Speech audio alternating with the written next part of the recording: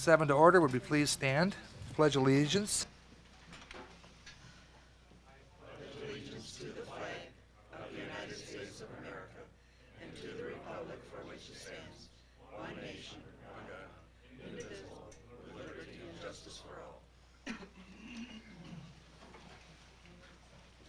Roll call, Tracy, please. Arbogast. Here. Garnis. Here. Gisselbeck. Here. Heller. Here. Johnson. Here. Meisenheimer. Here. Solberg. Here. Mrs. Walter is absent. Mr. Wilson. Here. And York. Here. Thank you. Before we begin with the regular agenda, Alderman Heller would like to address the council. So, George? Thank you, Mr. Mayor. With the indulgence of the rest of the council,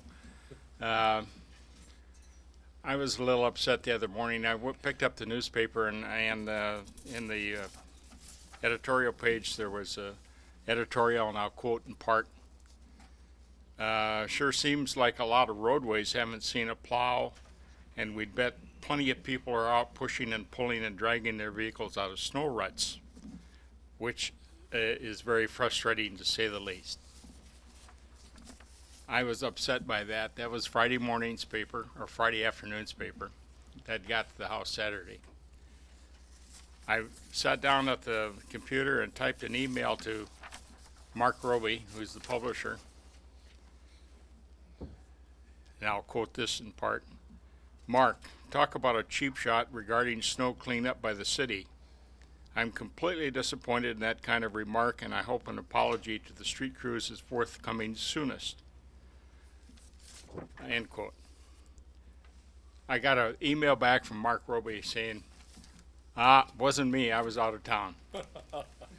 So apparently there was somebody in the editorial staff at the PO who took it upon themselves to demean our street department crews who were out working their tails off 24 hours a day with a record snowfall, and to have somebody in the PO staff say something like that really upset me. That's why I'm bringing it up now, and I would hope that somebody at the PO would say to the street crew, hey, we made a mistake. I'm sorry. You guys did a great job. I don't see Mike Rye here anywhere, but Mike, and to the street crews of the city of Watertown, my hats are off to you. I think you did a marvelous job cleaning up the city, and we thank you. George, Jeff Riley. For clarification, Jeff Riley from the street department is in the audience. Okay. Thank you, Jeff. And Mayor, just an additional comment. I missed the snowfall. I was out of town and got back. But since then, I had 2 compliments that the city did such a good job on the snow removal. So I just wanted to pass that on. Well, may I make a comment, Your Honor? I didn't miss the snow. It got me full force. And the street department and the crew did a fantastic job out around the lake. And it's fantastic. And stay on the positive side of things. We are so much better off with our street crew than similar towns in South Dakota. And people from those towns have told me just the same thing, for what it's worth. Thank you. Thank you, Gordon. Okay, we'll begin with agenda item number 1 is the motion to approve the minutes of the city council meeting held on February the 20th, 2007. Is there a motion?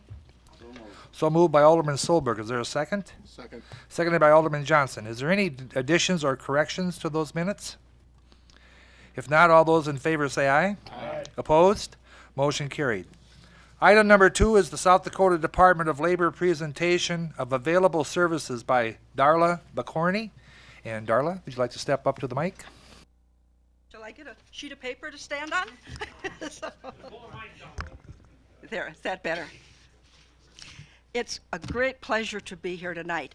Thank you for allowing me a few minutes of time. It's like coming home. I managed your local job service or career center in '94 on until when Sue took over. I had moved on to Brookings and then retired about a year and a half ago. And a few weeks ago, I had a phone call from the Secretary of Labor saying, Darla, what are you doing? I said, ironing. That's what retired people do. And she said, can I bring you back for a few months? What had happened, it had come to her attention that some of our public officials across the state were not fully aware of all of the things that went on under the umbrella of the Department of Labor. They may have known things like, oh, you're the unemployment office, or you work with those people to help them find jobs. But truly to know the full scope of how we impact a community, that really bothered her. So the fact that session was going on, she couldn't deal with it personally because she wanted that message to be gotten out soon. She wanted it to be delivered consistently by the same person, or there's two of us, East River and West River. She said it was that important that people are fully aware of what we do and how we can be of help to the communities of all sizes. Well, speaking to Watertown's like preaching to the choir, because you know us. But she did want the same message given to all folks. And I have 26 years of experience with the Labor Department, so I was it. And thrilled to do it, because there's nothing better than talking about a job I've loved for 26 years. We are the Department of Labor. We do more than just unemployment. We have a very active role with economic development. In Watertown, I was here when Focus Watertown came into being. I was involved in that process and so on. So Watertown, you certainly know the role we play. But what many communities aren't aware of is the critical need that economic development has, whether you have an executive director or if you have a small group or even peer with our Governor's Office of Economic Development. One critical need they have is accurate labor information. It's given to them by the Labor Market Information Center in Aberdeen. That's the Department of Labor. That's part of us. And many folks are not aware of that. And the staff up there are fully trained. That's their job, is to provide information for your counties and however matter that you want to have it delivered to you. In addition, we work with the Dakota Roots, the new program, the governor's new program on bringing people back. We keep hearing there's not enough people. And that's just a program in its infancy, being developed more fully as we speak. And so if you have any kids or grandkids you'd like to get back to the state, hey, I have 2 in Minnesota. They aren't listening to me, but that's another story. But that's a program that we are partnering with. They use part of our database. We have the largest database in the state for people looking for work. And we deal with everything from professional positions down to very entry level. And most of the employment agencies, the private ones, they come to us to access our database. So there's not a magic hidden pool of people out there. That's part of the Department of Labor. We also partner with other agencies. We have a business workshop coming up in April 19th in Watertown. And all of the stuff I'm talking about is in your folders in more detail. I'm just giving you a quick overview. But the business workshop is put on. We sponsor that. You'll have the Revenue Department here, Regulation, Small Business Administration.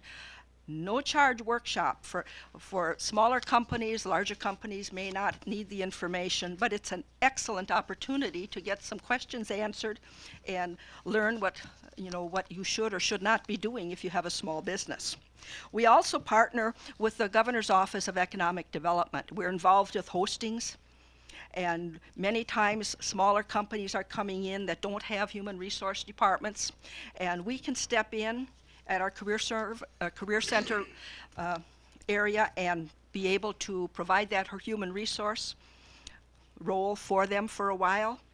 Many times companies will come in and actually use our facilities across the state to actually hire and use our conference room to do the interviewing.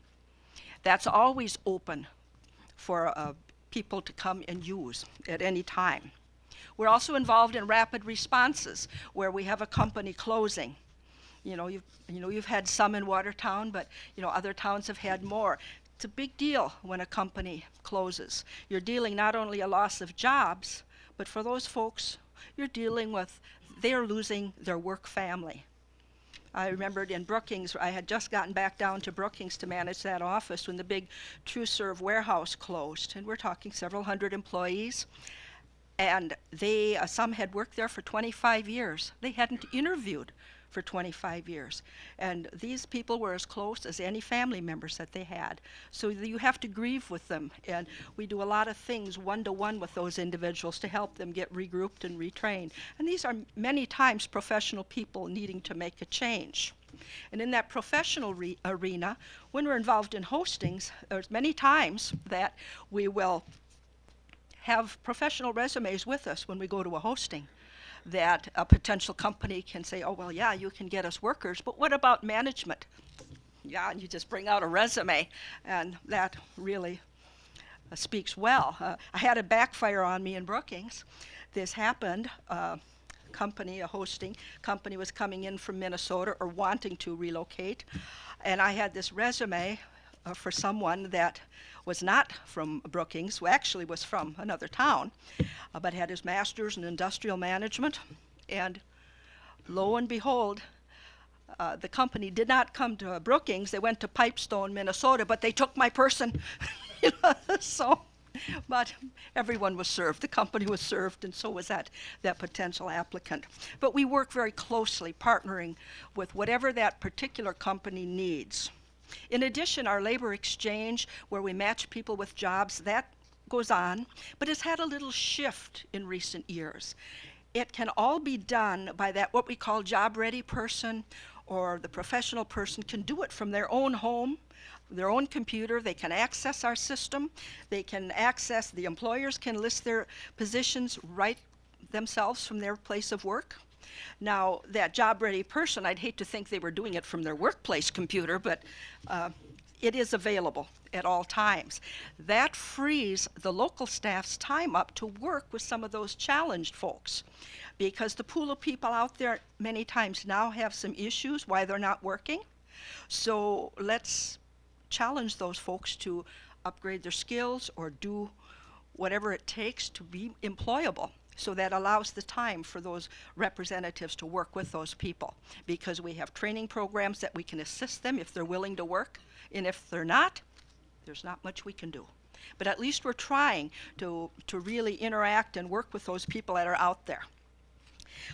Also, we have at the career centers across the state, we have a business resource center where smaller companies who really don't have a human resource department. Are you aware that about 80 to 85% of the businesses in South Dakota do not have formal human resource departments? They may have a person who does personnel, they do payroll, and various other tasks. But as far as a really professional HR department, that's usually reserved for the larger companies. So these smaller companies, sometimes 100 or less employees, 20 employees, the owner is doing it all. They're running at risk because they have to wear all the hats that they may not, one, be hiring the right people. They may not also be asking the correct questions in an interview, that they're asking things that could get them in trouble. We're there to help them. At our resource center, we can give them proper interview questions. We can assist them with how to write a job description, how to develop a policy manual. We have a lot of computer-based software that they can look at, that they can learn a lot of different areas in the human resource arena. So that is something that's always available for you at the career centers. And obviously, we have our training programs that we have had for years, and we have staff located at all the various universities, and we actually have staff up at Lake Area, and that's not new. Sue used to be up at Lake Area. Under our umbrella, in addition, stepping away from the labor exchange arena, is workers' compensation. That's part of Department of Labor. And then the labor and employment laws. That's really a big issue. As a manager in a career center, you handle many complaints or perceived complaints every week. And we log them, and some of these complaints develop, there's different ways to go. Our philosophy is let's resolve it locally. So we save employers a lot of money that they aren't even aware of. And it isn't something you're going to go and toot your horn about. But people will come in, it's a law, I have to have a 15-minute break every so many hours. No, it isn't a law. Unless your policy handbook says it is, but then look how that's worded. In the state of South Dakota, for instance, the law reads, our policy handbook reads, a 15-minute work break is allowed in the morning, in the afternoon, if the workload permits and doesn't interfere with the operation. It is not guaranteed. So it isn't a law. But those are frivolous little things, but those are things that come in all the time. In addition, questions that are inappropriately asked in an interview. An example of one that I dealt with in Brookings, a person came in very upset because this district sales manager asked this person how many children that they had and if she was married and what her husband did. Totally irrelevant. And I talked to the lady and I said, we can go two ways. I can talk to this district manager and raise his awareness of what would be appropriate questions, or we can certainly file a formal complaint and go to the state or the feds. And she said, I don't want to bother with that right now, but I want it taken care of. If it isn't, then I will go the next step. My parents are civil rights attorneys in San Francisco. I thought, oh. But I talked to that gentleman, and he said, yes, that's what he asked, but he needed to know that. And I said, no, you didn't. I said, how would this question work? Salesperson, I know what he was looking for. Ask the question in this way. Say, this job requires working during the day, but occasional evening appointments, sometimes overnights, and sometimes weekends. What would keep you from accepting work under those conditions? And then shut your mouth. That's what you really need to know. Done deal. So those are just a couple samples of how we can really assist, because our employers are truly not wanting to do things that aren't right, and they may say things, and usually if you just retrain them and give them an alternative, well, here's the information you want, it's how it relates to the job, and then ask it that way. So we do that a lot, and you'd be surprised the amount of complaints. We averaged about 12 a month that I actually documented in Brookings. That's quite a few, considering there's a lot of them that they just came in and I told them, hey, there's not even a remote issue here. It's just the way it is. I didn't document that. But those are the ones that could potentially have been something. So it's just another area that we deal with. Plus our posters. We handle all of the 5-in-1 posters, and you all get letters from companies saying you pay $60 to get this poster or an axe will fall. Not quite that dramatic. But they even send us those letters. But we provide those at no cost. We're funded by the federal unemployment tax, the FUTA tax. So all of these services for business and industry are already paid for with their taxes. So it's to their advantage to take advantage of us. So that's just a little touch on some of the extra things. There's a lot of things in your booklet. In fact, we're having a workshop, not a workshop, it's an overview of our Job Corps. That's another training program, and it's for students that have some need for skill development. And those folks from that center out in the Black Hills are coming to Watertown, I think the 8th of March. There's a flyer in there on that. And that's interesting to see. And there is a small card like this, and on the back of that is Sue's business card. If any of this information you'd like more details on, and we're talking to you not only as elected or appointed officials, but as centers of influence in your communities and people you know. We're trying to get the word out. There's a lot of things we can assist people with, in addition to just finding people jobs. So there's far more to it than that. So that's the basics if I wanted to talk about tonight, and Sue will be following up with you in a few weeks, or you can certainly contact her for any more information. And thank you for your time. Thank you, Darla. Does the council have any questions or? Darla, you mentioned you were having a business seminar or something. What was the dates and time? I know we'll probably have questions on that. April 19th. I think you have a flyer. there something in your there? folder Okay. That gives the dates, and it'll actually give the agenda. Thank you. Absolutely. Okay, thank you. Item number 3 is the First District Association of Local Governments presentation of report on 2006 activities. Dick.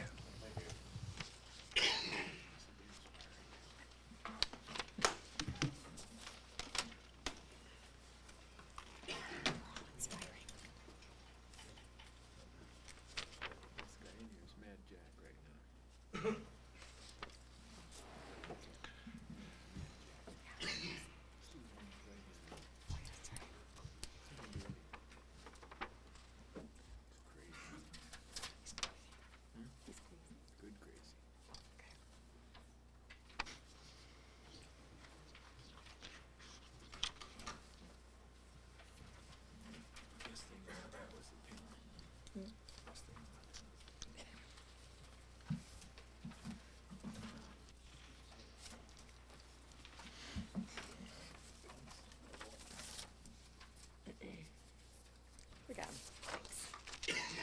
I just want to thank the mayor and council and city administrators for the opportunity to give you this brief presentation of the economic development initiatives that First District was involved in during '06. If you take a look at the first page and go down to number 2, that's the total number of economic development initiatives that First District was involved in '06. And that 175 represents an increase of 13 compared to 2005. In 2005, we had 162 economic development initiatives. If you take a look at 2B, that gives you a quick synopsis of the different types of activities that we were involved in. And if you look at infrastructure planning and other, all of those represented increases as opposed to 2005. The district had 2 economic EDA funded activities, Economic Development Administration. Our office was responsible in securing the $2.5 million grant from the EDA for the Innovation Campus at South Dakota State, and then a HUD grant of $500,000. During '06, the district helped in retaining 148 jobs. Private sector investment amounted to in excess of $31 million, and public sector investment amounted to in excess of $14 million. If you go to the back side of the first page, 2E, those are the different types of economic development initiatives that the staff was involved in. And then reading further down the page is a quick synopsis of those different types of activities. For example, if you take a look at community development block grants, our office was responsible in securing in excess of $1.2 million for those 4 communities. And I think all of you are aware of what's been happening with the federal government and discretionary spending. It wasn't that long ago, approximately 5 years ago, that the state had approximately $13.5 million for community development block grants, and in '06 that had decreased to $6.6 million. And obviously this is money that's available to the counties and the cities that we have in South Dakota. The Department of Environment and Natural Resources consolidated water and natural resources grants amounted to $800,000. Then if you go to the next page, there were a number of fire department grants that the district help those communities secure utility rate maker studies. And Brad's certainly familiar with this. South Dakota Department of Environment and Natural Resources state water plans. Watertown has 1.3 million on there for the solid waste program. These are just listings of projects to get on the state water plan, and this is the first step involved in trying to secure those monies. On the next page, it's just a further breakdown of all those activities that we're involved in. If you take a look at private company funds, that was in excess of $4 million there, and a lot of these were the result of the First District Development Company. We have 3 people that serve in that office, and for the last 5 years, our development company has been the leading economic development company in the state of South Dakota. Almost half of all the SBA loans in the state of South Dakota are generated out of our office. For example, a week and a half ago, our board met to consider and approve $1.2 million worth of SBA loans, and those are for business expansion and business creation. All of these efforts are due to the staff that I'm so very fortunate to work with. Any questions? You've been busy, Dick. Thank you. Thank you very much. Agenda item number 4 is the Urban Renewal District presentation of report on the 2006 finances and activities. Bill Riefenberger? Good evening. Did everybody get a copy of the activity sheet? I didn't get it into Tracy till today, so. You should have a copy of Bill's narrative report on your desk. And in addition, in your agenda packet, you did receive the 2006 financial report for the Urban Renewal Board. And the financial portion of the report is compiled by the Finance Office.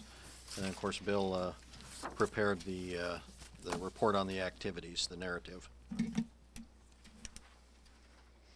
Yeah, financial report where things are pretty sound. Obviously, we had budgeted for the street project last year, and that's postponed until this year. So, the two big, if you look at the financial, the balance sheet, the two main things are the amount of money that's in reserve for the urban renewal loans. Loans have been paid off to the extent that we have 71,501 available for loans.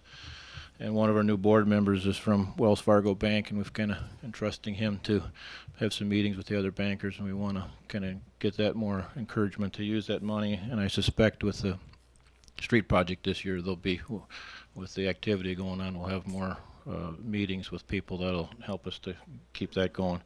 And the fund balances actually increased by 16,000 this year too. We had expenses were pretty minimal. On the list of activities there, basically the urban renewal has 3 part-time employees: Ann Ray, who serves as secretary, Dwayne Rohde, who maintains the restrooms uptown, and Bob Ortmeyer, who has the title of beautification manager. He takes care of cleaning up on the streets uptown stuff. And things that basically happened last year, we installed the new garbage receptacles, and Jim Jensen and I worked. We took out the existing concrete ones. Some of those were damaged pretty bad and needed to be taken out anyway. And we left, I think, 3 or 4 of those. Originally there was 20 garbage containers in the uptown, and with those other ones there's 28 or 29 now. We've had some requests to try to get some more over by the behind Harbor Bar and Docks Bar in the parking lot area over there.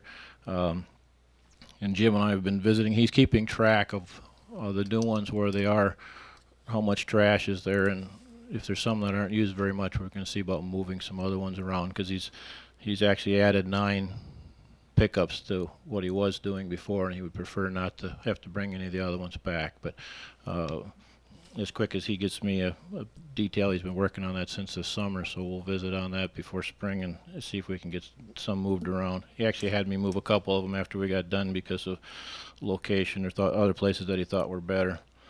The other two items, the next two items on there, I think actually got done in the end of '05. I wasn't sure which budget year they got put in, but we did install a water line to the fountain because they were taking a hose and trying to fill that up, and it was half the time we didn't have any water at the fountain. So we ran a water line from the community foundation. So they're supplying the water, and Tacker's put in a valve, a check valve in there, and so that has water to it during the summer all the time. And then also one of the park over by Premier Bank, one of the buildings was, after that park was put in, was having a lot of trouble with water because everything drained toward it. So we put in a sump pit and some drain tile in there, and we pumped that out from the backside so it can drain down the street or the back alleyway instead of setting there and running into that basement. There were 2 new loans this year on the revolving loan program. And then normal stuff to just maintain stocked and paid utilities on the uptown restrooms. I don't know what the council thinks, but just the last bill for the uptown restrooms was $314, and it just seems a little bit for a building that only has really a front and a back. 2 walls are already enclosed on 2 sides. So we did a little work there last month, see if we could improve the insulation, but I've got to find out some other issues. It just seems truth is, that's about what I pay for utilities on my house, and that's just it's a restroom. So I think that's a little bit ridiculous. And they also provide the music for the sound system uptown. And of course, for '07, the main project, which actually bids will be in this week for the street project. So hopefully we have some that comes in good, so we can proceed with that.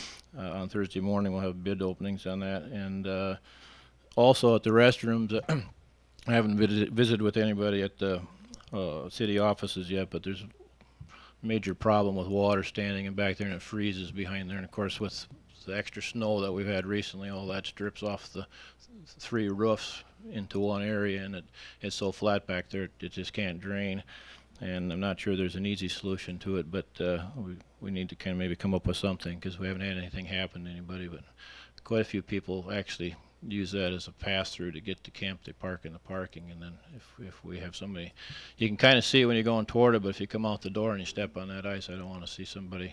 We were out the other day shoveling, and just ice melt isn't enough because it just doesn't run away. You have to push it out of there. So other than that, that would be the major projects. That's something we got to do this year. Anybody have any questions on anything? Any questions by the council? Good. Thank you. Okay. Thank you very much, Bill. Thank you. Item number 5 is the update report on Vision 2015 planning by John Redlinger and Jan DeBerg.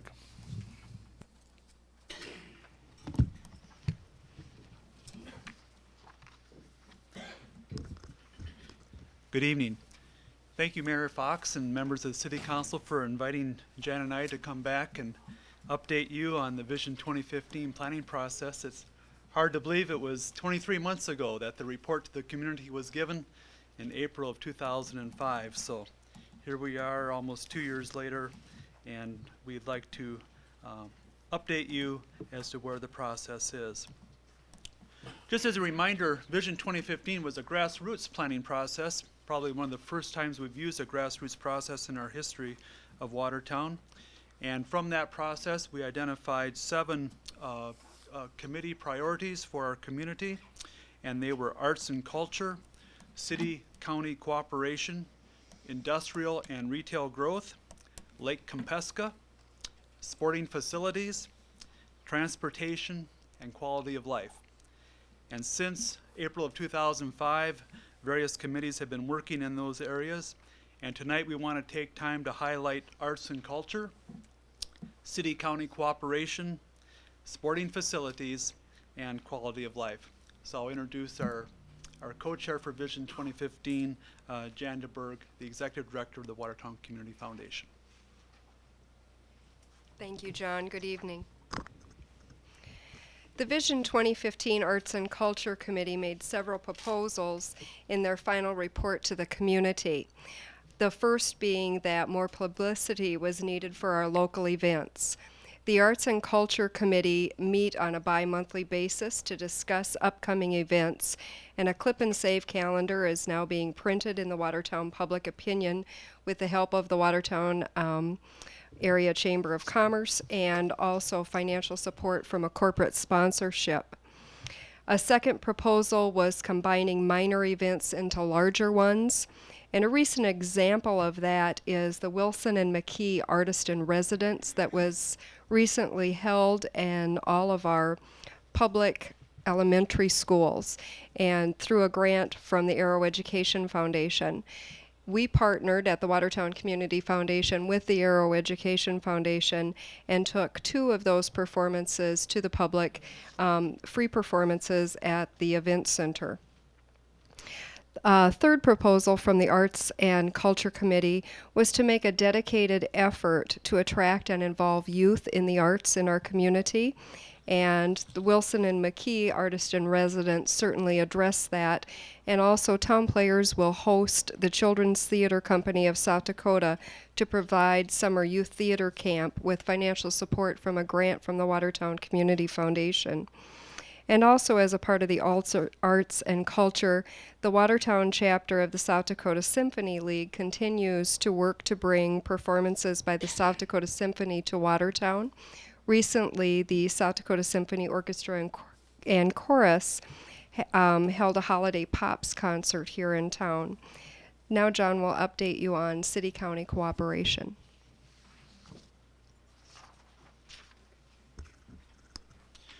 I was privileged to serve on a committee, a task force looking at our judicial facilities and our law enforcement facilities, and as you know, a process is moving forward.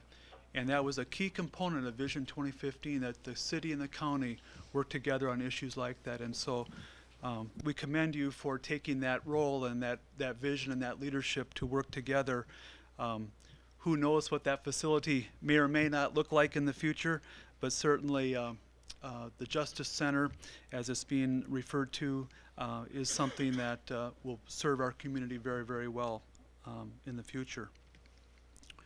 Sporting facilities was another priority that the committee and Vision 2015 looked at. In a moment, Jan's going to update you on the Derby Downs.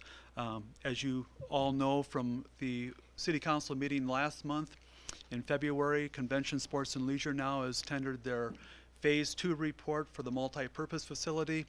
That was a project that was identified in Vision 2015 as being of importance in our community. And the next step is, I think for all of us, is to gather input from the community. How does the community feel about this project, this multi-purpose facility?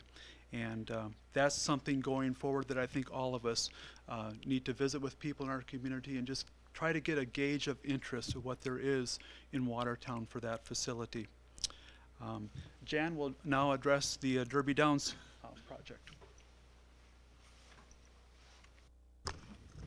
As you know, the Derby Downs project recently let bids and will begin work on the arena renovations in late summer.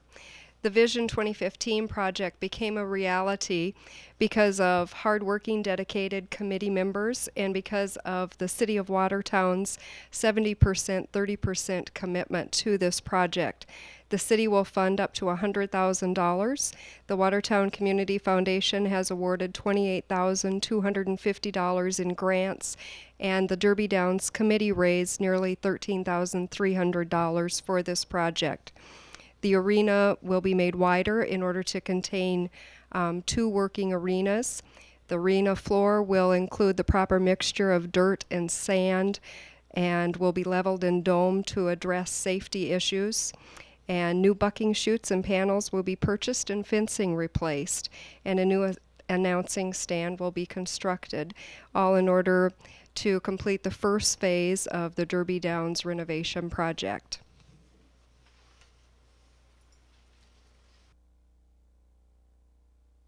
The last area we'd like to highlight this evening is the quality of life. And that was an area that had several components, and Jan was going to talk briefly about the senior center.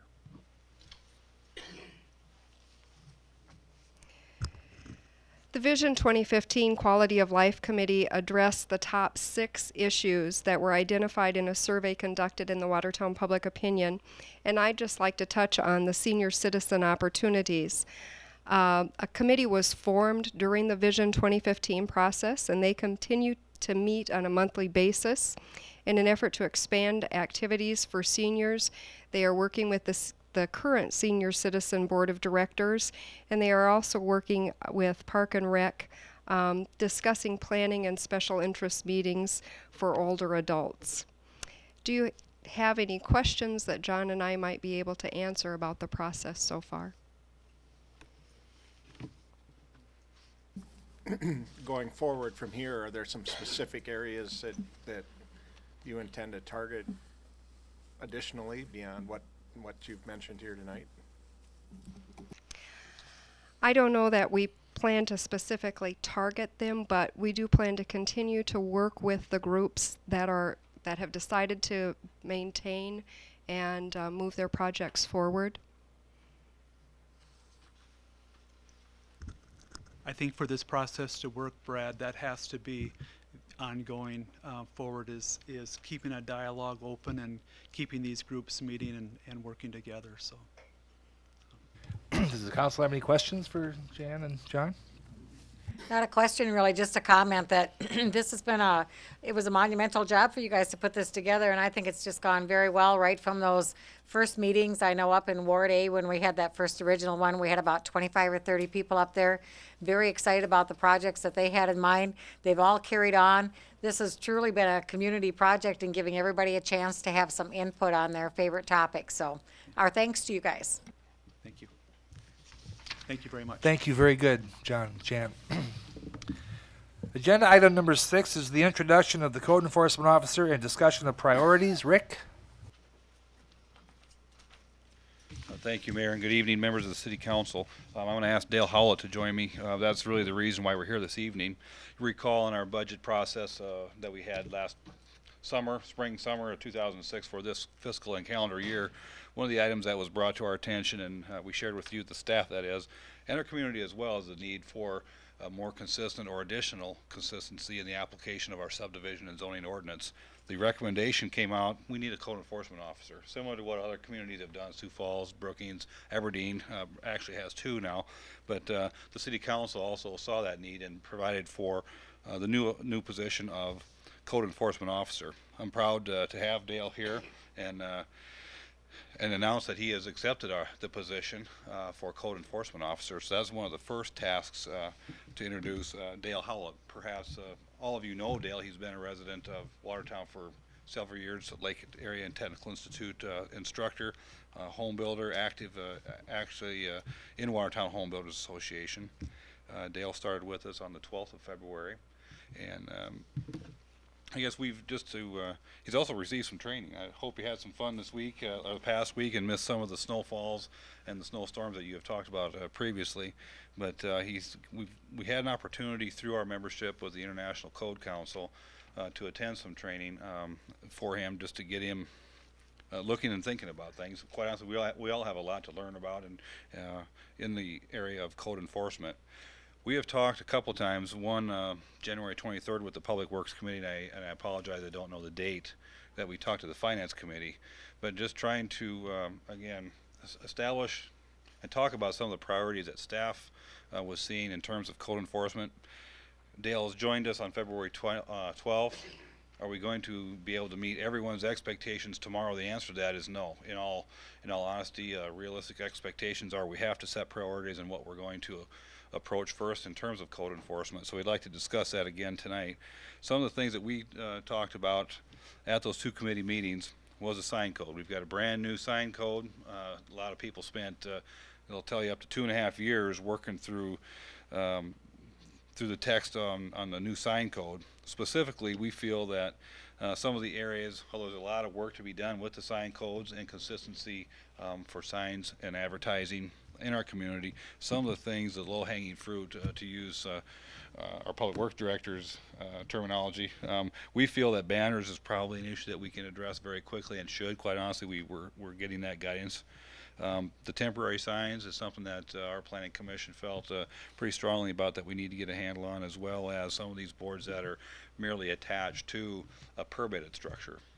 So sometimes known as sandwich boards, and there's other less appealing names for them as well, but those seem to be the ones that we can approach very quickly. Another issue that's been brought to our attention in working with some applicants, the use of the public right-of-way and the boulevard areas, the grassed area and sidewalk behind the curb of a street. That's actually land that the city organization holds in trust and we manage for the public good.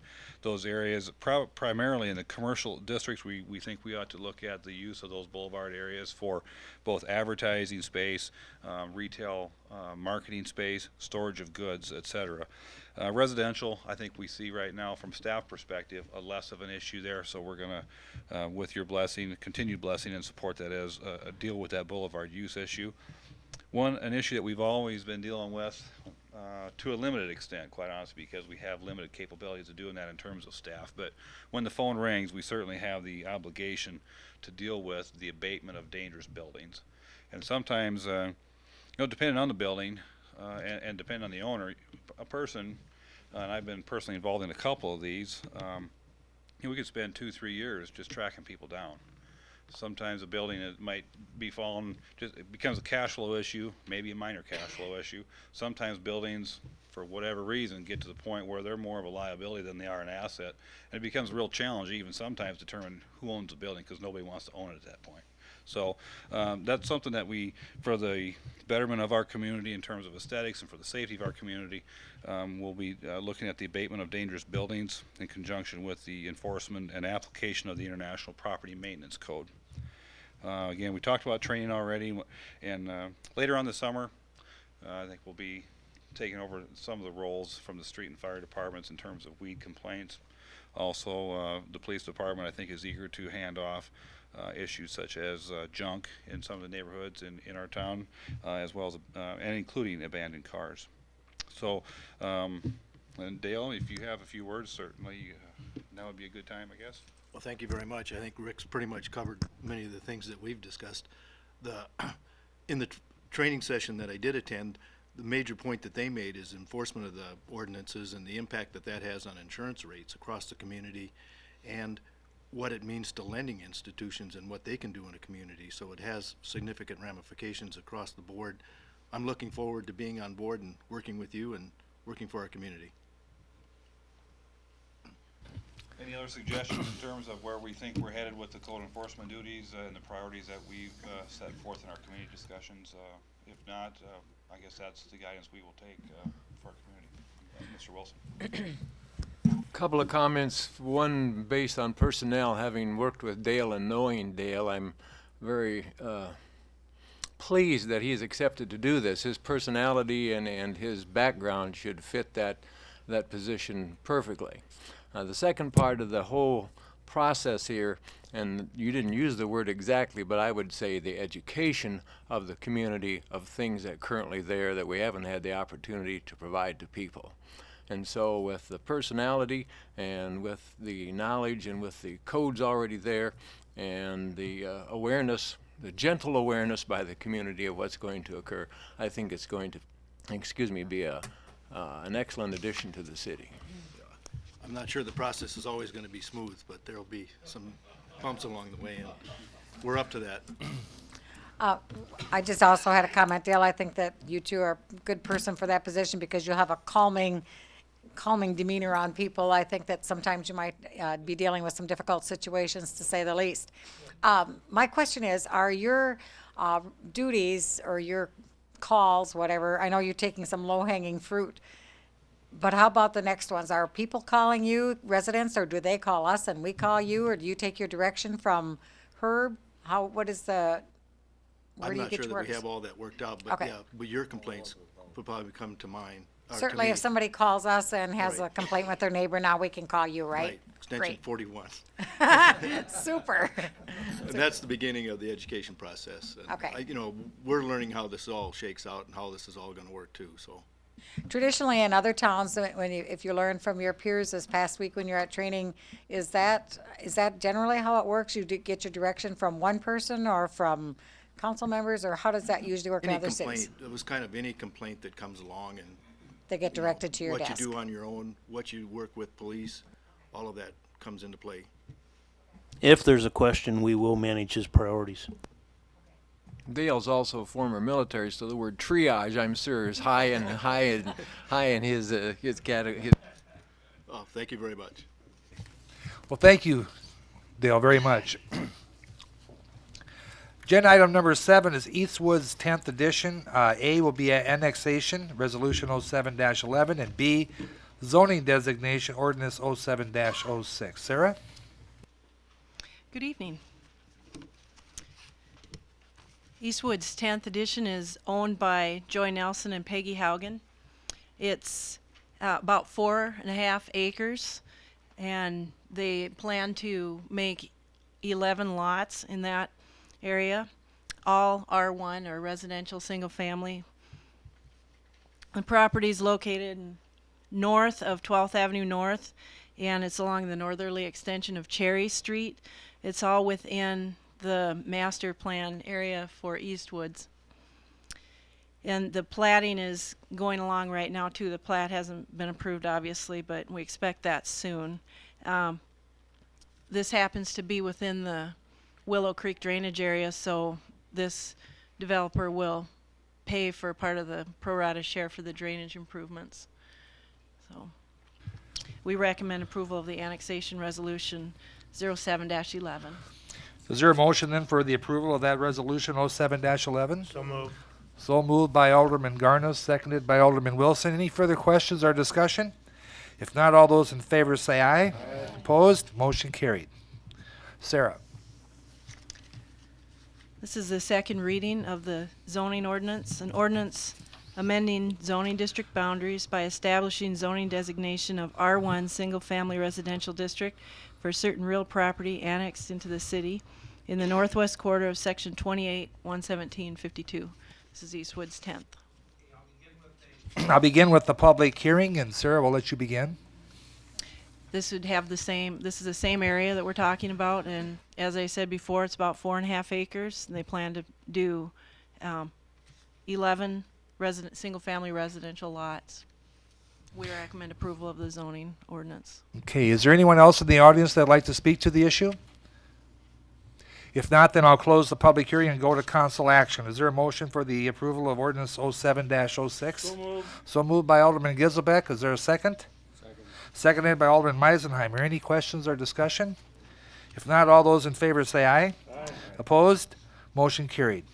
Agenda item number 8 is the first reading of ordinance number 07-07, Andrews' Investment 7th edition. Sarah? An ordinance amending zoning district boundaries by establishing zoning designation of I-1 Light Industrial District for certain real property annexed into the city in the northwest quarter of Section 4-116-52. This property is owned by Lawrence, Lee Allen, Ralph, and Janice Andrews. It's just shy of 1 acre. It's one lot, and it's located on the east side of 19th Street East, just south of the Target store. They're requesting the I-1 designation, and we're expecting to plat administratively right along with this. Has a county liquor license attached to the property. Okay, thank you, Sarah. Of course, it's first reading, so the next time we'll take it up is at the next meeting in March? Right. Okay. Agenda item number 9 is the first reading of ordinance number 07-08, Prairie Hills First Edition, establishing zoning designation of R1 and A1. Sarah? An ordinance amending zoning district boundaries by establishing zoning designation of R1 Single Family Residential District and A1 Agricultural District for certain real property annexed into the city. This property is owned by Arnold Construction Company, and he's annexing, Dennis Arnold is the owner, he's annexing about 30 acres and planning to plat about 16 and a half acres of that right now. It lies within the approved Prairie Hills Master Development Plan, and it's south of the prop out at the lake. So, and it's northeast of the corner of South Lake Drive and 60th Street West. They're platting 8 residential lots at this time, and the land that they aren't platting will be remaining A1 agricultural. Okay. Item number 10 is the first reading of ordinance number 07-09, the River Ridge Estates 4th edition, establishing a zoning designations of R1 and and A-1. Sarah? An ordinance amending zoning district boundaries by establishing zoning designation of R1 Single Family Residential District and A1 Agricultural District for certain real property annexed into the city in the northwest quarter of Section 19, 11752, and the northeast quarter of Section 24, 11753. And this property is owned by High Plains Development Corporation. Greg Hoftieser is the president. It lies within the River Ridge Estates approved master plan. They are planning to plat about 15.1 acres and leave about 60 acres unplatted. This is north of 20th Avenue North and west of 2nd Street West. They'll be doing 37 residential lots, and the unplatted portion will remain A1 agricultural. It's consistent with the approved master plan, and we are expecting administrative plat approval. Okay, thank you, Sarah. You're welcome. Agenda item number 11 is the proposed lease of land to Mr. Matthew Kranz and Mike Berger. And of course, we'll begin with the public hearing, and Mike, I'll let you lead that off. The current lease between Matt Kranz and the City of Watertown expires on September 19th, 2007. This lease is for the farming rights on 5 relatively small parcels associated with the wastewater treatment facility. And with the existing agreement expiring, is our intent to enter into another 5-year agreement. Under the proposed lease, the properties do generate some revenue, and then they're still available for biosolids land application. And then the lease also designates the responsibility of weed control to the leasee. Regarding 4 of these parcels that total about 95.4 acres, Mr. Kranz has offered to continue the current rate of $40 an acre, escalating to $45 beginning with the 2010 crop year. And then there's a 5th parcel, which is about 34.7 acres. For this, we don't actually receive any rent. It's a lowland that was excavated. You might recall it as a borrow area. It's an area where soil was excavated out in earlier projects when they built the infiltration percolation basins to build the berms and so forth. So it's a relatively low area. It's occasionally wet, and there's not much good topsoil there. So he does maintain that, maintains weed control, and he does get some hay off of that ground. This does come before you with the approval of the February 13th Public Works Committee as well. Thank you, Mike. Is there anyone else in the audience who'd like to speak to the issue? If not, then we'll close the public hearing and go to council action. Is there a motion for the approval of the lease with Matthew Kranz? So move. So moved by Alderwoman York. Is there a second? Seconded by Alderman Wilson. Any further questions or discussion? Yes. Yes. How many years has he had this? The agreement that expired was for 5 years, and then before that, the land actually was under the original purchase agreement. The city had to provide them with some acreage for free.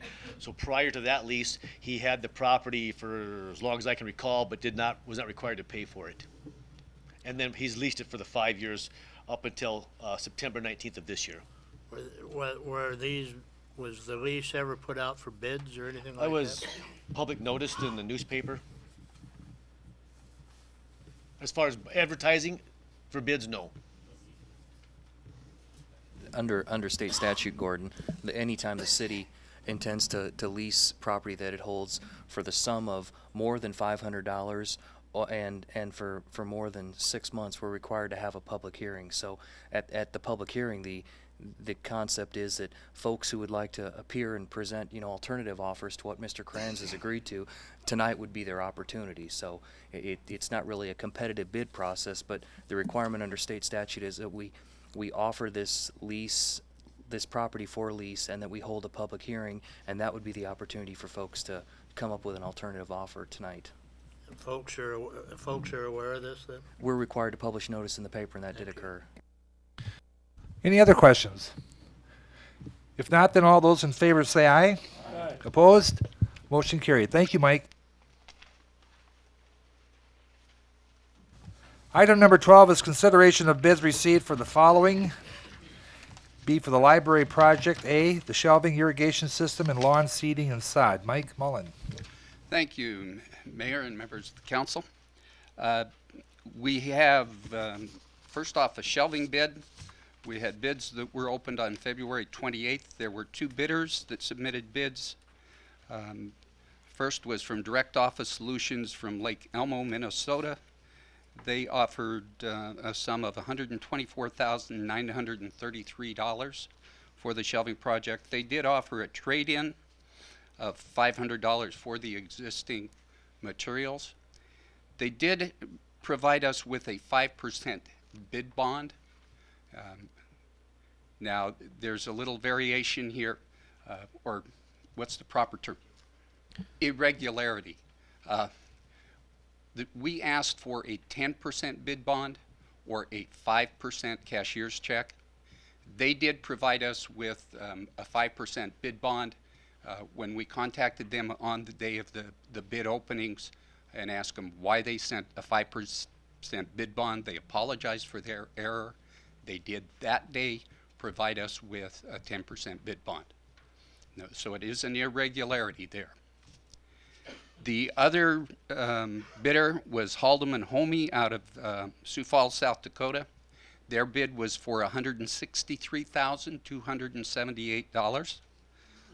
They did offer us no trade-in, and a 10% bid bond was with that. With that, my recommendation, for what it's worth, would be to go with the lower one. Even though there is an irregularity there, it is a $40,000 difference. But that's your decision to make. Stan, what's your opinion on that? Well, I think Tracy would offer the same one, that once the irregularity was brought to the bidder's attention, I think that, to his credit, he admitted that his experience was that typically his bids most recently have included the 5% surety bond component, and he said he saw 5%, but he thought that was the typical amount that he was being asked to furnish repeatedly, and he didn't bother to read apparently a little more thoroughly to see it was 5% cash or 10% surety. As Mike mentioned, he immediately cured that before the close of business that same day. So it's certainly an irregularity that's within the council's discretion to overlook and award it, but it's certainly your call to make whether or not you want to waive it. Well, I think for $40,000 we can accept that. Mayor, yes. My recommendation would be that if you are going to accept his bid, that you accept it without the trade-in. He's only offering $500. And I know that there are a number of schools within the area that would like some of that shelving.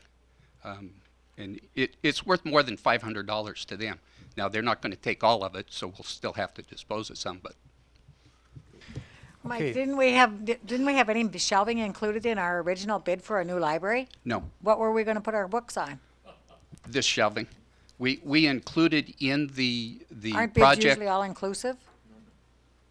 This actually falls under furnishings, and we had a separate line item within the project budget And for these that. shelves that we're getting rid of for $500, we can't incorporate those someplace in our new library? No, the short answer is no, Why is that? because that's, to start with, much taller shelving. One of the reasons that we're going with a newer shelving is to go to lower, and to match the existing shelving would require that we paint this stuff. It would actually cost us more to retrofit it than it does to buy new. Okay, any other questions? I'll ask for a motion then to accept the bid of the Direct Office Solutions less the trade-in allowance for $124,933. So moved. So moved by Alderman Johnson. Is there a second? Seconded by Alderman Heller. Any further questions or discussion? If not, all those in favor say aye. Opposed? Motion carried. Next. would be for an irrigation system. You should have on your desk a sheet. The top part lists the 4 quotes that we received for an irrigation system.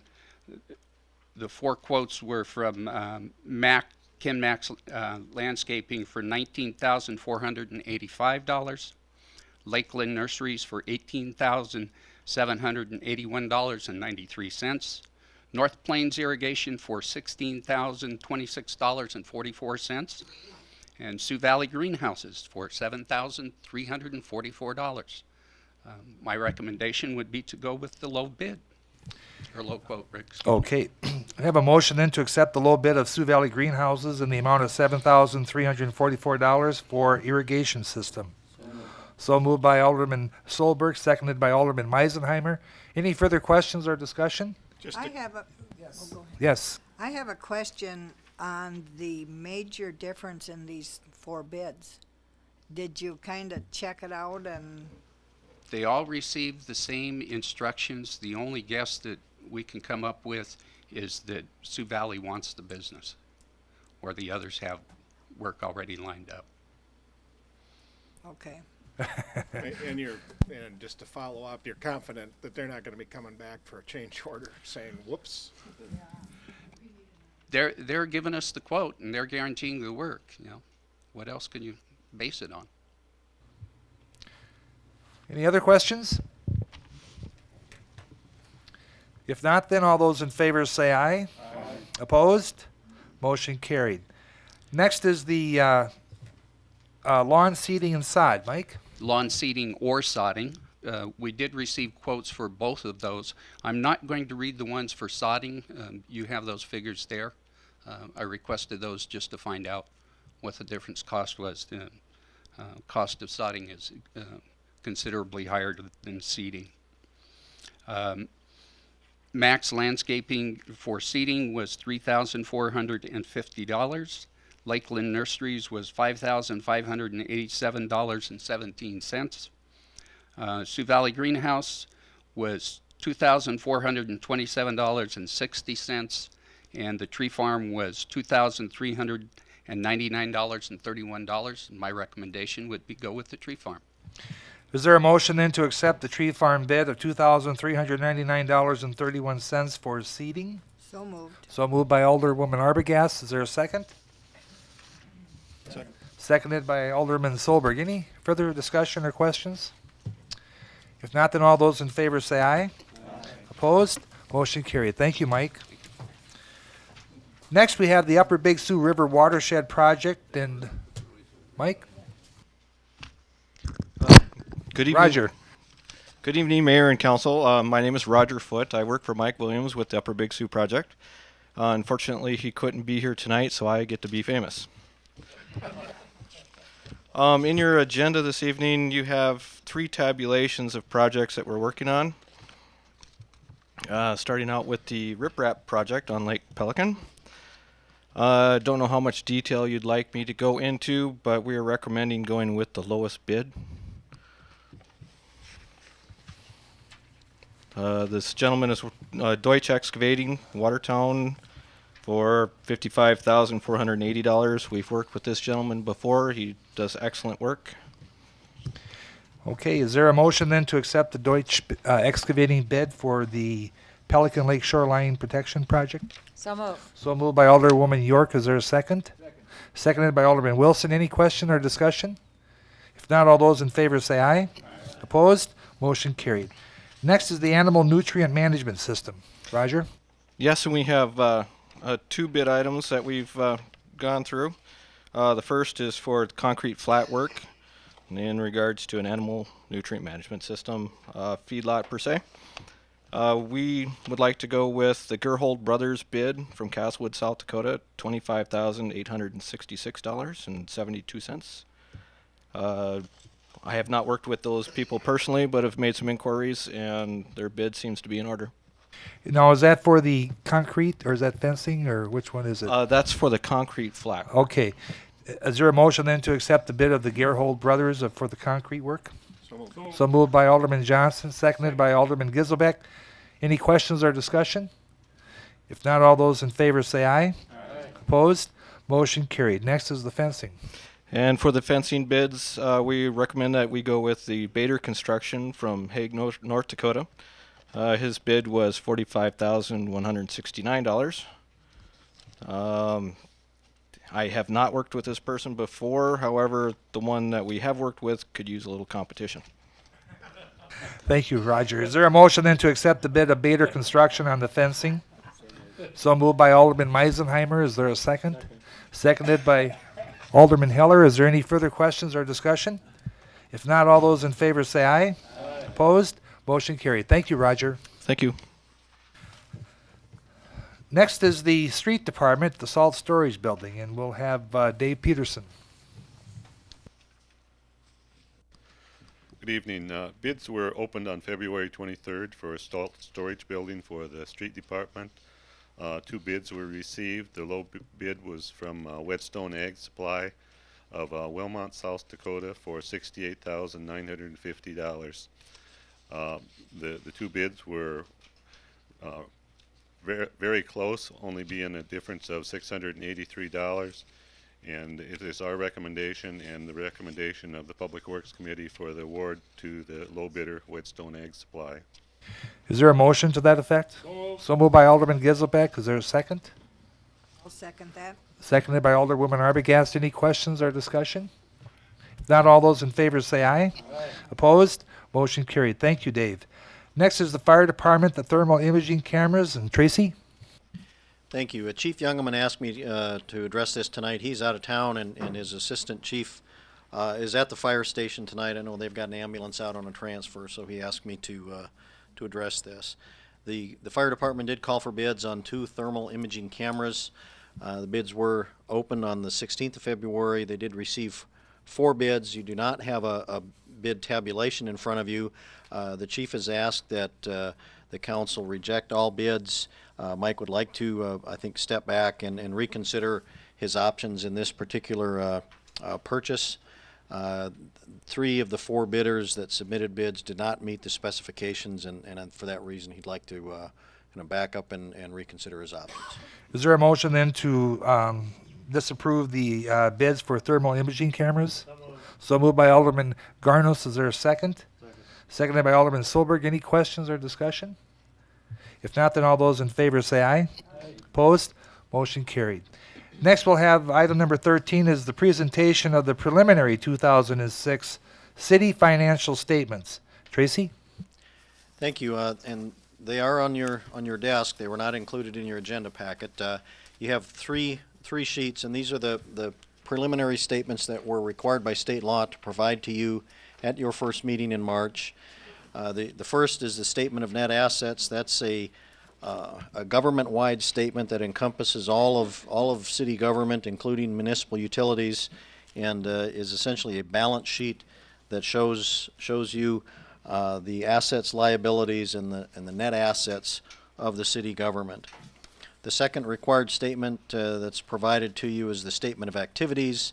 This has quite a bit more information on there that provides a tabulation of the expenses and revenues of the city for the calendar year 2006 from the various sources, and gives you some idea of how self-supporting these different functions of city government are.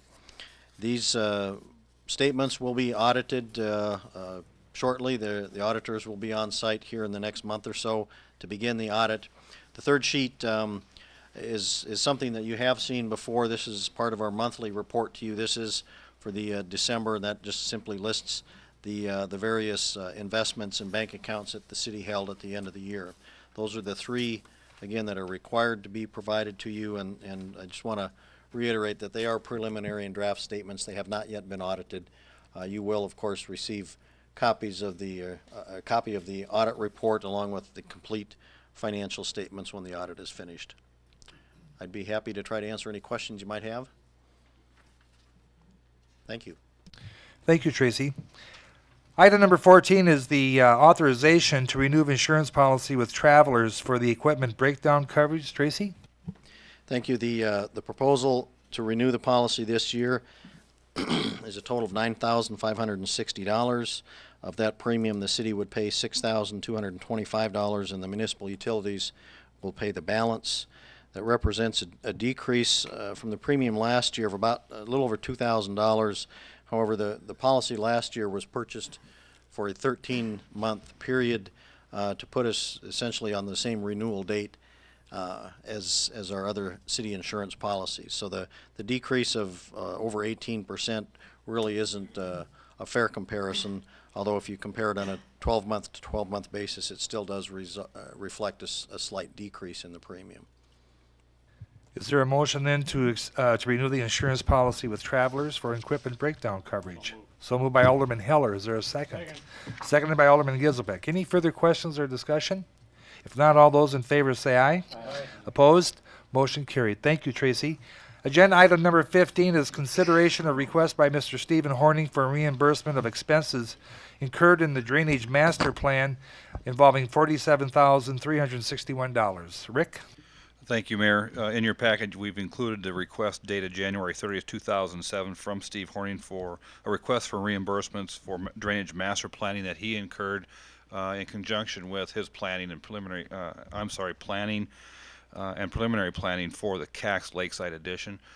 Before I go any further, I would like to bring to your attention that Mr. Jack Carr is here on Mr. Horning's behalf, so he can join me now or join me if and when some questions may arise in this regard. I've included, for your information, an area that was studied under the Drainage Master Plan that Mr. Horning funded. Recall that Cax Lakeside Addition. I'll bring up one other.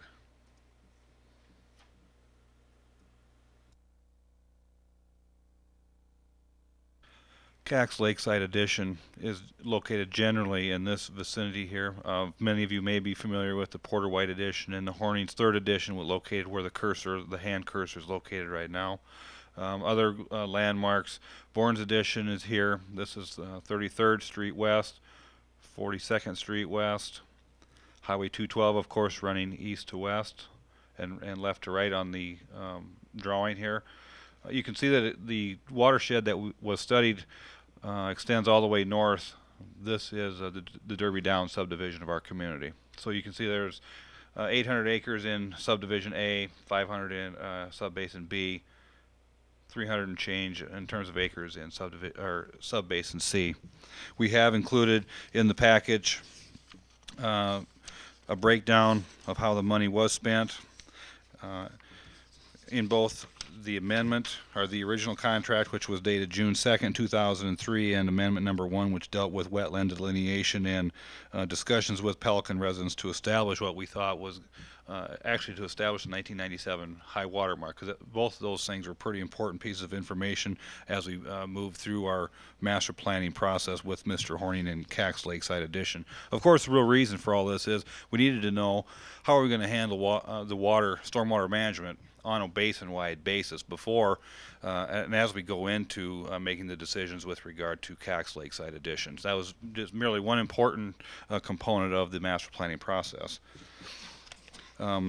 Recall that I've included also a letter that we provided to Mr. Horning April 1st, 2003. At that time, the request, a discussion was held at the Public Works Committee level anyway, and the city, were not in a position to provide for that drainage master planning. It wasn't budgeted. It wasn't a priority area. I will tell you now that we do feel that, and consistent with our 2004 comprehensive land use plan, this certainly is an area targeted for development within our community starting now. So whenever Mr. Horning is ready, we feel that it's appropriate time to move forward with it. Our budget for 2007 contains a line item for drainage master planning. Visiting with Herb and Dave, we don't see the need or anticipate any additional drainage master planning in other parts of our community this year, so there is funding to accommodate this request.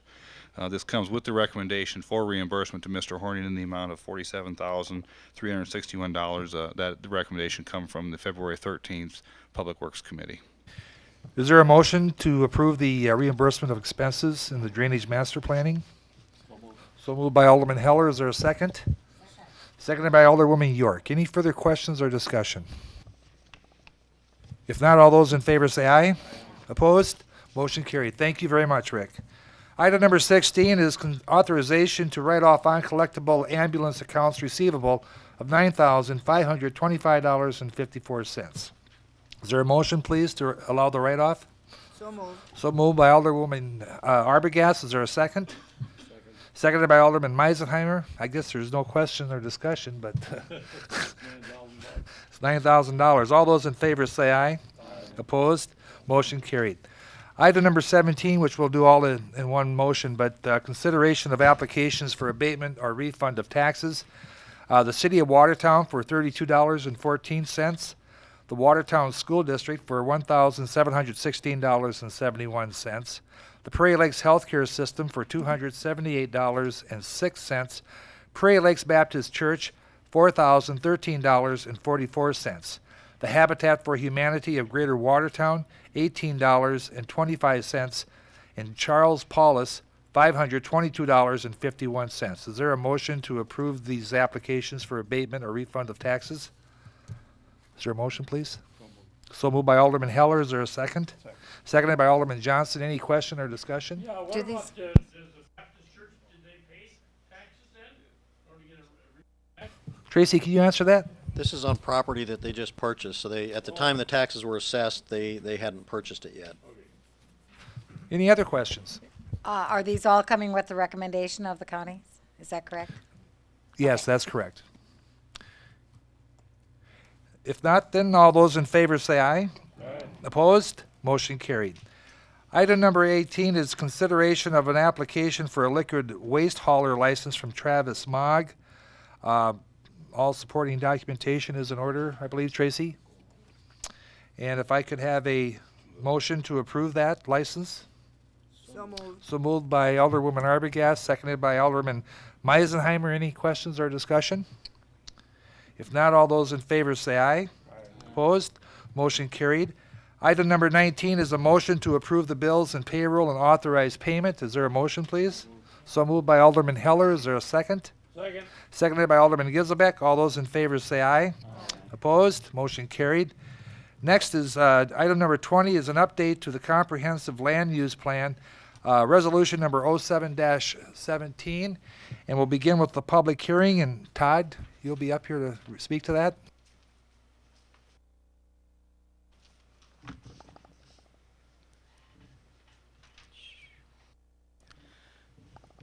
Good evening, Mr. Mayor and City Council. My name is Todd Kays. I'm the Senior Planner with the First Planning District in Watertown.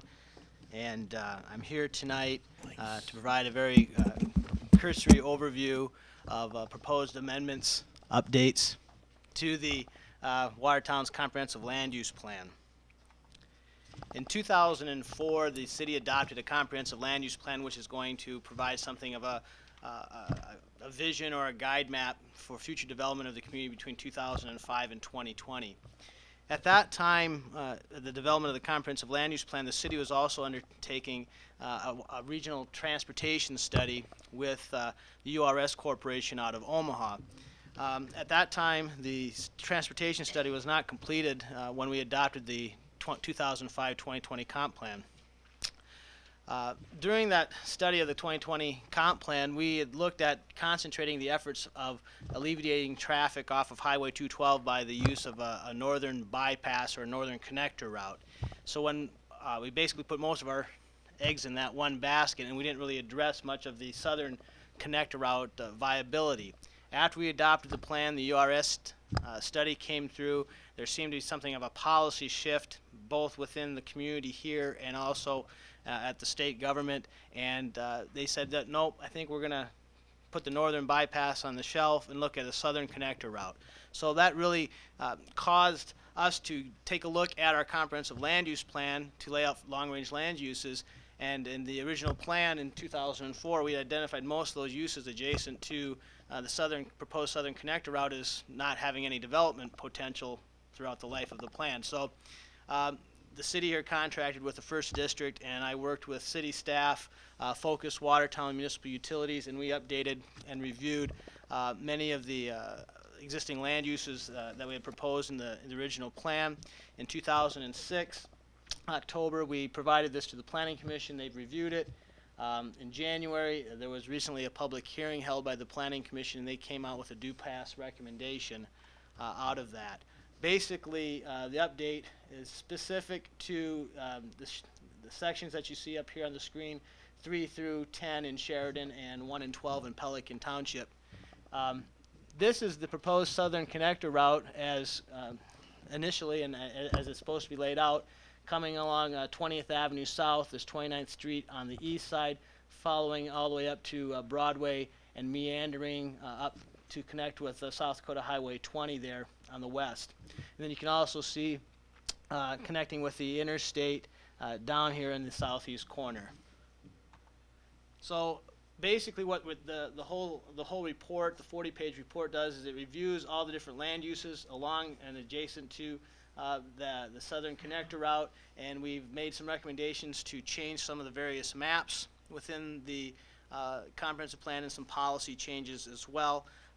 One of the main things that we see here is our major street plan map. We needed to lay the future Southern Connector route and the blue line that you see on the map, so we could have that in our new major street plan. We also have 4 principal future land use maps that were laid out in the original 2004 comp plan. And basically you can think of these as the where we're going to develop, what we're going to develop generally, what we're going to develop specifically, and when are we going to develop those specific properties. Here in the 2004, the slide up above, you can see that's the way it was laid out in the last land use plan. What we're proposing, do you have a pointer? Proposed here is that this area in pink was laid out. We didn't feel then that we were going to be having any specific development pressures, so we laid it out to rural, vacant open space development. You can see here in sections 9 and 10, this would be 29th Street and 20th Avenue, that we are projecting that there will be some sort of development occurring in the next 15 years here. We reduced the land mass here in section 8. This would be the intersection of Highway 81 and 20th Avenue, and we've also expanded the area in section 12. This is the area that many of you have seen discussions on regarding the future fertilizer plant. Excuse me. Generally, when we talk about general development types, we look at, again, these areas here being developed under some sort of economic, commercial, industrial type of development that we didn't have laid out in 2004. And again, we've laid out a general economic development, commercial, industrial land use types there. And I'm just going to move on. But specific, I'm sorry. Yeah. Oh, I'm sorry. First time here. When we get ready to take a look at specifically commercial versus industrial development, in the 2004 plan, we had laid out this area here just south of Walmart as being future commercial ground, future industrial ground in red. Proposed to change that to future industrial here staying the same, but offer some flexibility of either commercial or industrial development to occur in this area, which is a little bit different than what we had here. Again, expanding the industrial development area in section 12, reducing some of the commercial or industrial development area in section 8, and a lot of this is being taken into account with the expansion of the floodplain that's going to be coming down the road. We've also taken a look here that this is an existing residential here at Kranz that we've laid out as no major changes in 2004, but maybe you would see someday that home developing to some sort of a commercial, that property into commercial industrial use. But it's important to show that in our next slide that we're in the Kranz property, we don't see that happening even by 2020. But this is the phasing. When is this going to occur? And again, this is our best guess estimates, but we think that we could see some development in blue happening after 2010. The areas here in the dark red happening sometime after 2015. The pink area still, we don't project any development happening until after 2020. And this area out here in orange, we're expecting potentially anything happening soon, within the next year or so. So in general, this is the major changes that we had to each individual map. The comprehensive land use maps, future land use maps would be incorporated. We've also had a few policy changes. The most significant one that I can think of is that we are talking about any commercial or industrial development that happens on either side of the interstate. We want to make sure that they use some sort of restrictive covenants in the development, similar to what we see in the business park with Redland Arts Center and those types of things in that development area. Very quick, very cursory overview, but if there's any questions, I'd be more than glad to address them. Okay, is there anyone else in the audience that'd like to speak to the issue? If not, then we'll close the public hearing and go to council action. Is there then a motion to approve Resolution 07-17, the update to the comprehensive land use plan? So moved by Alderman Johnson. Is there a second? I'll second it, and also wanted to say, Todd, we appreciate you having the foresight to do some of these things, because it's going to become very important when that new road goes through to have that land zoned appropriately. So thank you. Thank you, and I want to thank all the staff and all the input that we had at the Planning Commission level as well. Okay, the motion was seconded by Alderwoman York. Is there any further questions or discussion? If not, then all those in favor say aye. Opposed? Motion carried. Thank you, Todd. Next, we'll go to the open, and we have one item on the open. If you'll refer to your handout, it's in regards to the Mount Hope Cemetery Mausoleum Project. Roger Adams.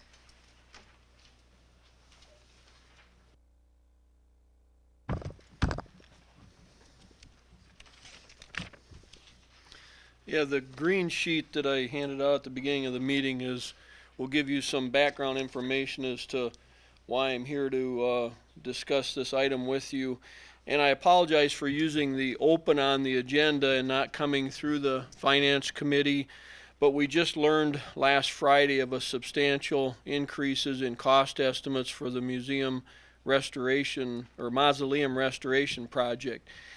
Because delaying progress on plans and specifications could mean a higher bid later into the construction season, we decided it necessary to visit with you tonight on the recent cost estimate increases. As I mentioned, the green sheet kind of gives you a little bit of a history. I mean, when we authorized Architects Inc. of Sioux Falls to conduct an evaluation, it was with the purpose of getting some expertise in what needed to be done to restore that facility and also what that cost to restore it might be. We did that in 05 so that come budget time in 06 we would have the right information and the right numbers to use in the budget process. And based on that study in 05, we requested and you approved in the 2007 capital improvement sales tax budget $140,500 for phase one, which is the exterior work, and $68,200 in 2008 for the interior work. We did then send out requests for proposals in September and October to 8 different architectural firms to produce plans and specs to bid phase one, and our time frame was to try and get those bids in hand in February and March of this year. Unfortunately, we only had one proposal, and that was about 2.5 times the budget for professional services. We did then, in November, the board did accept the proposal of Architects Inc., who did the study for the mausoleum restoration. Now, we have not signed a contract to date. It was what I was communicating with AI just last Friday when they informed us that they had sought the services of a preservation architect by the name of Bob Mack out of Minneapolis, Minnesota, to help them with this project. And the first thing that Mr. Mack determined was that the opinion of probable cost that had been developed by Architects Inc. and given to us in the study and what we used to request budgeting was about $46,000 less than what he felt the estimate should have been.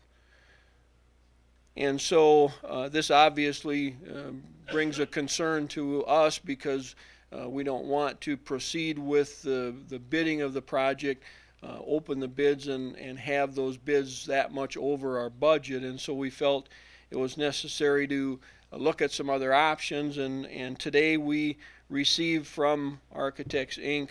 a breakdown of how we might phase this project into 3 years by breaking the phase 1, the exterior work, into just the roofing as one project, and then the stone work as the second part of it, and then the interior as the third part.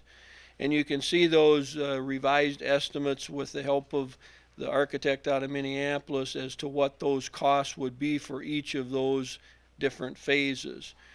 In summary, I guess we're saying that what started out as a two-phase, $208,000 project based on the study by AI now looks to be a $295,000 project that would have to be done over 3 years, assuming that the cost estimates and the bids are relatively similar. So again, that's the reason we come to you tonight, to get a feeling from you. However, I guess I would not be surprised based on the short notice and everything else if you weren't, prepared to make a decision tonight. But we didn't want to wait until the Finance Committee on the 20th and then the council meeting in April without at least bringing it forward to you. Roger, well, there are also some other things that aren't included in here too. One was be asbestos removal. We haven't even determined whether there is asbestos or not, have we? Right. The study that Architects Inc. did in 05 did not indicate whether. I mean, they're not. They don't do that. They don't do asbestos removal or acknowledge whether or not there's asbestos in there. So their bid documents would indicate that, to our knowledge, there are none, and if in fact some were encountered during construction, that then they'd have to be dealt with by professional services and a contractor that deals with asbestos. The other option for the city is to hire a special consultant, like we've done in some other projects, pay them to go in and determine, in advance if there's any asbestos, and then secure a contractor who's trained to remove that. Fortunately, a lot of the asbestos in older buildings related to plumbing and insulation of plumbing. This building has no plumbing in it, but that doesn't mean that under the roof tile, for instance, that there couldn't be some types of asbestos available. So that is a kind of an unknown at this point. Roger, this has been such a thorn in our side. I think for the last 10 years we've been bouncing this back and forth and always come to a do-nothing decision, and it seems like it's not going to go away. We're going to have to do something sometime. That building has to be preserved.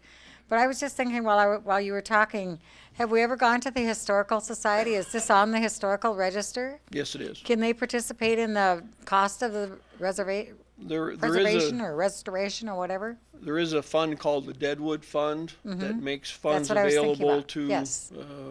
agencies for the restoration, and it is an eligible project. The typical grant award is about $10,000. You can get up to $20,000 or $25,000. So yes, there's a potential, but in comparison to the total project cost, every little bit would help, but unfortunately it's not a major dollar amount. I can see that. Roger, it's my understanding with the restoration, though, you have space available. Right. So that you could generate income for, the next 100 years?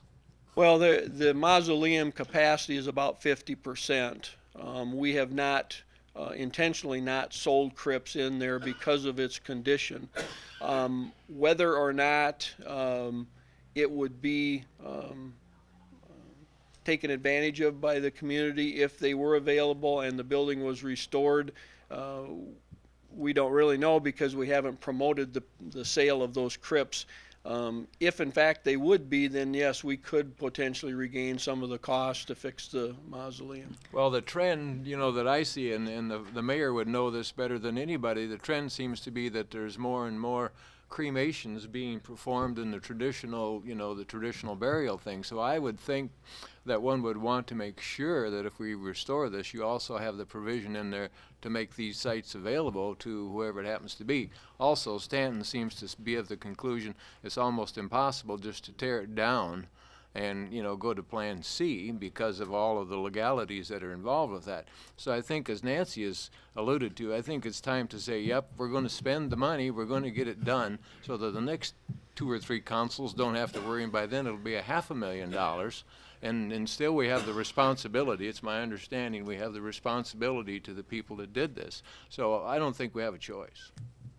Just a word of caution to the rest of the council, having been involved with this with the Park and Rec board, this architectural firm, their track record has been kind of shaky in my opinion. They start off with estimates of repair and all that kind of stuff, and all of a sudden, you know, they've gone out finally and hired somebody else to give them some counsel, and I personally don't have a whole lot of faith in their estimates. So just a word of caution. I was not talking about the particular thing, I'm talking about doing something. I agree with you. I'm not worried, but I don't disagree with that we should do something. I'm just saying that this architectural firm, in my opinion, is really kind of shaky in their expertise. Well, it appears that no one wants to be involved with this, Mr. Heller. They sent out how many different proposals? 8 different architects were 8 different notified. architects, and so apparently it's a very specific area of something that no one thinks that they want to get involved with. So I don't know if you have a lot of choice, because we have to have an architect to proceed with this project, and so I don't know where you're going to find a better architect. No, I don't either, but I'm just telling you, be careful. A question, the preservation architects, were they part of that 8 that responded? No, this is a consultant that Architects Inc.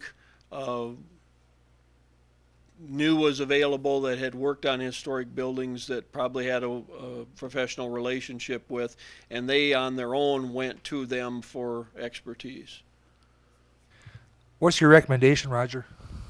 Well, I gotta agree with Nancy. In going back and looking at the history of this mausoleum, it's come before the council, I believe, 3 different times with the intention of doing something, and it's always been the dollar amount that's stopped it in its tracks. Sometimes at the point of actually having bids, but usually at the point of getting estimates, it's pretty much scared us away.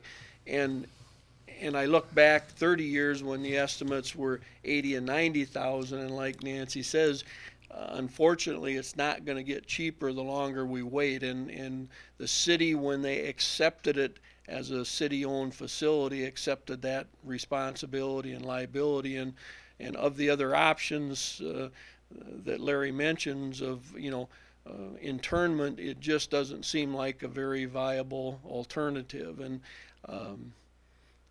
and again, until we actually have a bid opening and have actual numbers, estimates are estimates. They've dramatically increased them 43% over their original estimate. And there's a 20% construction contingency in there. So I hope they're accurate enough to get us, within our budgeted funds. But we're going to have to change the way we're going to do the project. We either got to make it a 3-year project, use the money we have this year for just the roofing portion, and anticipate that in '09 we're going to have to add a 3rd phase. Would that be a motion, Roger, that you'd like to have? Well, it would be my recommendation on how to go handle about the this? increase in cost.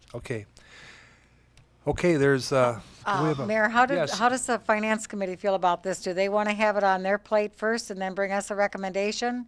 Or do they want the council to handle it tonight? Well, Roger, we'd like to keep this going. As far as if we pull this back now, it'll be another, month, 2 months? Again, the only advantage of trying to make a decision tonight would be the fact that the sooner in the construction season we tie up contractors for work, generally the less costly it is. But I can't tell you today that a bid a month later than what we'd like to get them in is going to cost us 10 or 15% more. That's an unknown. Well, I think dragging this project out 3 years probably be a mistake. I mean, we've got enough money, we can fix the roof right now, and it probably ought to go into the budget process and and we could rearrange the budget or whatever to conclude it all in the second year.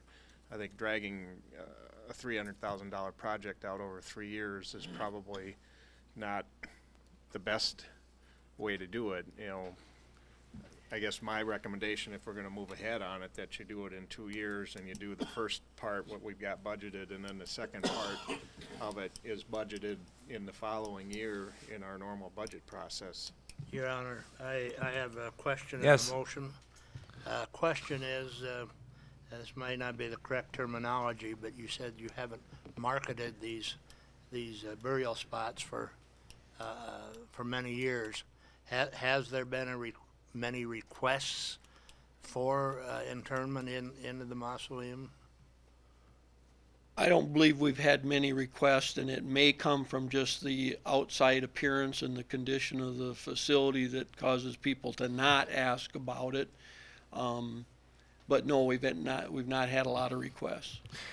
It's never really been offered, Gordy. I think when people, I know when people come out to the cemetery to purchase cemetery lots, they're not even given an opportunity to look at the mausoleum because they've never been for sale. So I think a lot of people don't even know what it is out there. no, they don't. And of course, that's to say after we have this project completed, it might become a very desirable place to become interred, if that's what you choose. This Oh, issue. yes. Oh, really? Yes. You die to get Very there. desirable, yes. Gordy, your motion. This issue has been kicked around way too long, and it's imperative that we take action on this. And so I move that we proceed with the Phase 1 post haste. Okay, there's a motion to begin with Phase 1 post haste. Is there a second? I'll second it. Seconded by Alderwoman York. Any further questions or discussion? If not, then all those in favor say aye. Opposed? Motion carried. Thank you, Roger. One other item on the open, I'd like to read a note in regards to our snow removal. Remind our citizens that please ask your children not to play on the large snow piles down on the boulevard areas. It's very dangerous, and we would sure hate to have someone run over one of the children with the vehicle. Or when our men have been removing the snow, they've had some children around this taller piles, and so we just ask the parents to please, ask their children not to be on those snow piles when we're out there trying to get rid of them. So, thank you all very much. One additional Yes. item, if I could. It appears that these microphones work part-time, and I think this is embarrassing to me, particularly when we have our television audience viewing this throughout the week or month. And my question is, what do we have to do to restore the audio to this system? And if a motion is necessary to get it fixed, I'll so make it.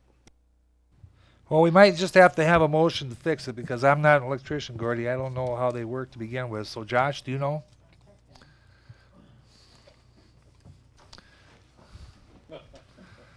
I'm not sure that mic is on, Josh.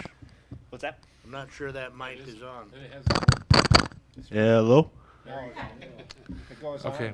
There's a short in the system here somewhere. That's the problem. So we need to get an electrician in here to take a look at It's been it. happening long before I even got here. Okay. Well, then, my understanding. so move we fix it now. There, we'll take care of that tomorrow. Okay, anything else to come before the open? Yeah, Mayor, I Yes. have one item that I noticed driving by, and with all the snow that we have, Prairie Wave and Mid-Continent has several telephone cable boxes that are on the corners and on the boulevards.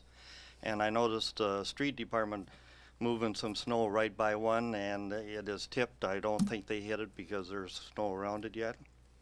I was wondering, since the utilities flagged theirs, if there's a way that we could maybe get the Prairie Wave and Mid-Continent to do that. Would that be our liability if we hit those boxes, moving the snow from the corners and that? Stanton? It certainly could be. I don't know to what extent Prairie Wave or Mid-Continent would make a claim against the city, but I'd defer to Jeff if he's got a suggestion, and maybe he and I can visit tomorrow, but we can certainly contact local Mid-Continent Prairie Wave and ask them. Okay. Very good. We'll do that, get that tomorrow then, fixed. Stan, contact them. Okay, very good, thank you. Anything else to come before the open? Oh, I've got Yes. Jeff, I'm sorry, I didn't mean to, you were sitting down so far in the chair, I couldn't see you back there. Jeff from the street department, thanks for your help, the past 4 or 5 days. Okay, is there anything else to come before the open? Just one quick suggestion is check your neighborhood fire hydrant out.